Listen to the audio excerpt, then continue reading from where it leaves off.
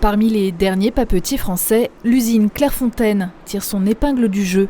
160 000 tonnes de papier produits ici à Étival Clairefontaine en 2020, 10 000 de plus prévus cette année et des investissements qui se sont poursuivis malgré la crise sanitaire. Nous avons décidé d'investir quelques 5 millions d'euros sur cette machine à papier pour augmenter sa capacité de production. Ça montre que l'entreprise croit au développement de ce site et dans les sortes que nous fabriquons de qualité d'impression-écriture.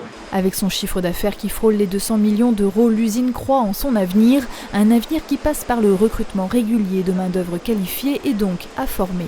Métier très technique, ça demande beaucoup de savoir scientifique pour fabriquer du papier et il faut aussi le transformer. Donc il y a des notions mathématiques, physiques pour la fabrication du papier et des notions de mécanique et d'électricité et d'automatisme pour la transformation du papier. Donc à cela, il faut un savoir-être, il faut savoir apprendre tout au long de la vie. Il faut compenser le départ en retraite de 20 à 30 personnes chaque année. En ce moment, une trentaine de contrats en alternance se sont signés pour 2 à 4 ans, voire avec de futurs ingénieurs. Une vraie politique de formation en lien avec le CFA Papetier de Gérardmer, le pôle formation de Thaon et Sainte-Marguerite et Pôle emploi. C'est passionnant parce qu'il y a un procédé assez spécifique selon le type du papier. C'est pas un métier facile, c'est sûr, on travaille avec la chaleur.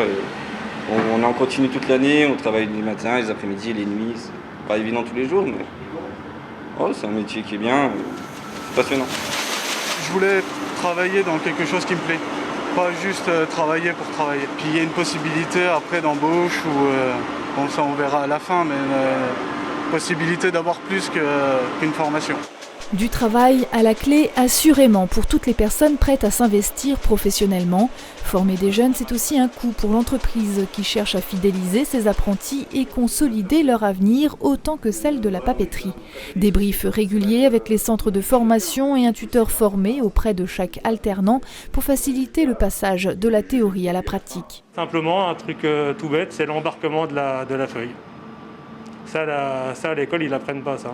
Ils apprennent tout ce qui est caractéristiques mécaniques du papier, comment on travaille la fibre, comment est fabriquée, les balles de pâte, comment est traitée la fibre de bois. Par contre, tout ce qui est opération sur machine, ça, ils ne le savent pas. La papeterie familiale et ses 550 salariés offrent un large panel de métiers, de la fabrication, transformation, vente, administration, avec une moyenne d'âge du personnel aux alentours de 45 ans et un salaire moyen de 2 500 € brut, tous métiers confondus.